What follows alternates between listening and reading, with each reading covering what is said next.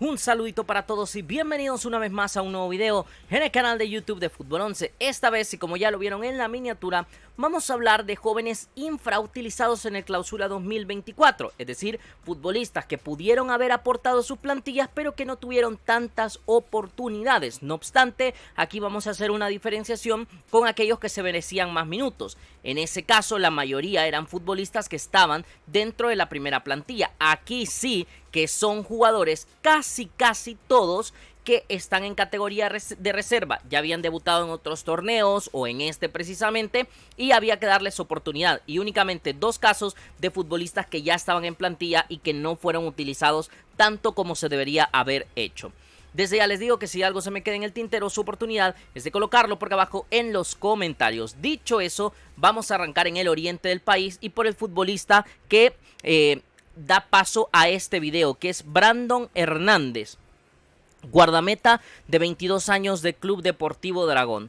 A mí Felipe Amaya me parece un portero fiable, pero que con la edad que tiene, ya Dragón tenía que ir buscando un recambio para la portería, para que en el momento en el que fuese necesario llegar justamente a esa sustitución, no fuese un recambio tan abrupto, tan de golpe, sino que un poco más natural al tener a alguien que ya estuviese dando pasos para tomar la portería. En este caso, Brandon Hernández a mí me ha parecido un buen portero, surgido de las reservas del Club Deportivo Águila. Lo poco que ha jugado, no en este torneo, sino ya antes, a mí me ha parecido cuanto menos para verlo en primera división, pero no se le han estado dando las oportunidades que seguramente él merece. En el torneo anterior no vio minutaje y en este tuvo un par de partidos en el que ganó uno, perdió uno, una valla invicta. A mí, por lo menos la sensación que me da es que no estamos teniendo un recambio demasiado seguro en la portería, y en el caso de Dragón, que sí creo que tenía una opción bastante fiable, no la llegó a utilizar. Veremos si es que el conjunto Escupefuego se queda en primera división, ya que anda por ahí el tema de que Santa Tecla estaría buscando tener la plaza de Dragón en la primera, pero bueno, si se queda Dragón, para mí sería ya, de momento, darle la oportunidad a Brandon Hernández para que empiece a acumular los minutos suficientes para asumir una titularidad, ya sea con Dragón o con otro equipo.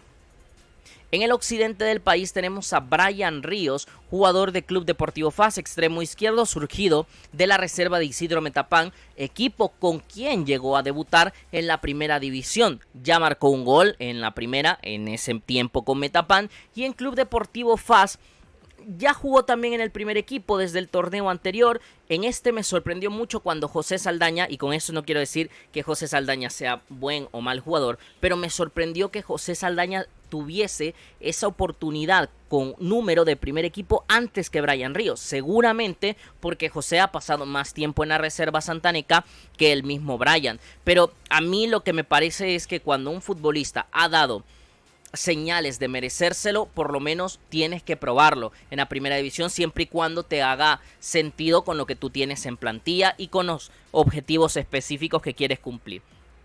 El tema es que en un torneo en donde Club Deportivo FAS no ha tenido tanta, vamos a decir, tanta explosividad en los extremos, al final Jair Arboleda, que no llegaba para ser titular, entre comillas, en un principio, se ha terminado asentando en el puesto. Wilma Torres por el otro lado, pero al momento de querer ya buscar rotativos, Harrison Mojica ha estado en algunos partidos, en otros no. Han utilizado a veces a Kevin Ardón o René Dueñas. José Saldaña, lo poco que jugó, no llegó realmente a aportar y sumar a Club Deportivo FAS, y Brian Ríos jugó muy poco, 20 minutos apenas a lo largo de este Clausura 2024, uno de los goleadores que ha tenido el cuadro santaneco en categoría de reserva, prácticamente desde que Rafa Tejada ya no juega con este equipo, con el equipo de reserva de FAS, fue Brian Ríos quien ha tomado el relevo goleador, y yo pensé que se le iba a dar esa oportunidad.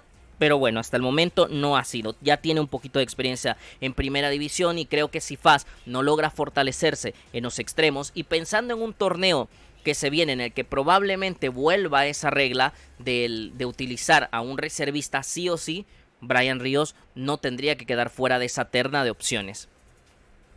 El tercer nombre es el de Alan Benítez, delantero barra extremo, atacante, por generalizarlo, del conjunto de Jocoro, 20 añitos. En esta temporada ha tenido, o en esta clausura, 2 partidos y 36 minutos apenas en el torneo.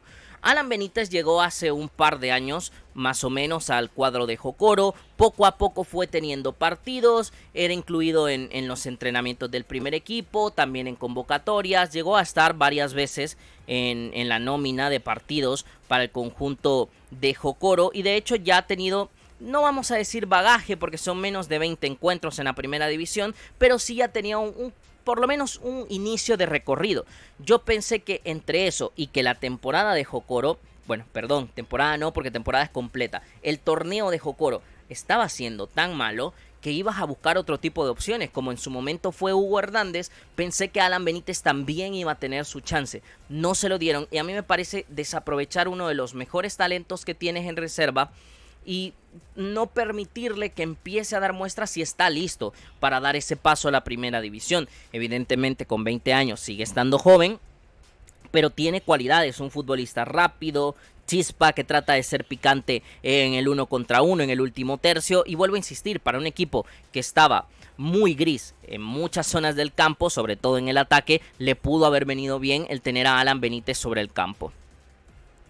El siguiente nombre es el de Wilber Díaz, delantero del conjunto de Santa Tecla. A ver, yo sé que aquí estamos hablando de infrautilizados y si vemos a Wilber Díaz, delantero de la sub-20 actual, alguno dirá, pero Wilber Díaz no jugó ni un tan solo partido en el torneo, entonces ¿cómo va a estar infrautilizado? Precisamente por eso. Santa Tecla tuvo problemas para marcar en este torneo. Casi todo el peso ofensivo estaba cargado sobre Gonzalo Tarifa y Andrés Rivas. Luego era muy poco lo que se generaba desde otras zonas del campo. Tal vez un poquito Tony Roque, un poquito Alan Ocon, pero no más. Y no tenías un delantero centro suplente, porque Andrés Rivas y Gonzalo Tarifa eran los dos titulares. Ante eso, y de verdad no entiendo por qué Santa Tecla no le dio la oportunidad a Wilber Díaz. Oye, que está muy joven, sí está bien, pero no estabas precisamente en un momento positivo o con una rotación medianamente suficiente como para tratar de buscar algo, o sea, como para no verlo como opción, porque Jefferson Sierra no terminó aportando y cuando entraba jugaba por banda, Aquiles Méndez dejó de ser delantero. ¿Por qué no buscar en Wilber Díaz, uno de los goleadores de la categoría de reserva, una opción por lo menos para jugar los últimos 15-20 minutos, buscar algo diferente o ponerle un acompañante a Tarifa adelante? Ya esos son what ifs de lo que fue el Clausura 2024, pero sí creo que Santa Tecla desaprovechó una buena oportunidad en empezarle a dar minutaje a Wilber Díaz en la máxima categoría. Yo creo que este siguiente nombre, penúltimo de la lista, va a ser probablemente el que más se me discuta el por qué lo estoy poniendo, pero voy a darme argumento. Emerson Hernández, lateral derecho de 22 años del conjunto de la Alianza. El máximo de partidos que puede jugar un equipo en el torneo es de 27.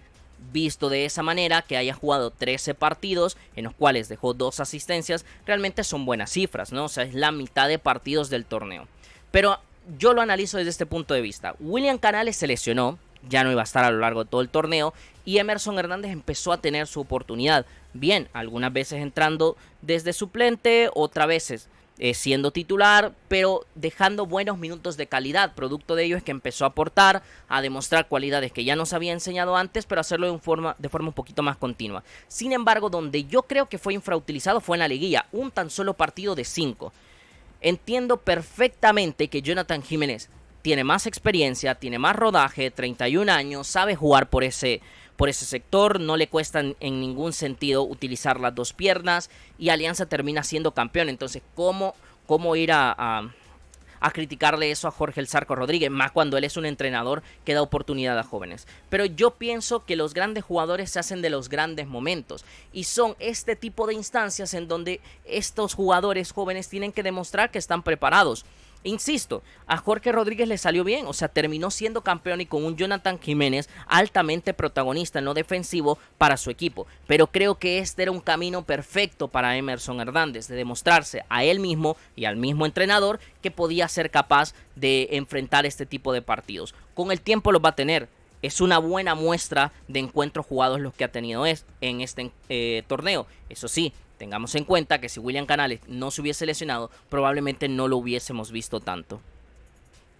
Y en el último escalón, que perfectamente en vez de uno pudiesen ser dos, porque pudiese ser Walter Pineda y Robin Borjas. Pero bueno, nos vamos a quedar con Robin. Robin Borjas, media punta de 22 años de Club Deportivo Águila. Y lo pongo porque Walter Pineda es un año más joven, entonces bueno, todavía si se quedara un año en reserva por edad haría sentido, aunque para mí ya tiene que ser parte de la primera plantilla también, eso lo aclaro. Pero bueno, regresando al tema de Robin Borjas, goleador del torneo de reservas, un partido jugado en este torneo, muy poquito minutaje, convocado en un par de encuentros, sobre todo al principio del torneo. Yo creo que Ernesto Corti realmente no confiaba demasiado en la reserva de Club Deportivo Águila, ya sea porque él tenía a jugadores de confianza o porque no los veía todavía capaces de aportar al primer equipo.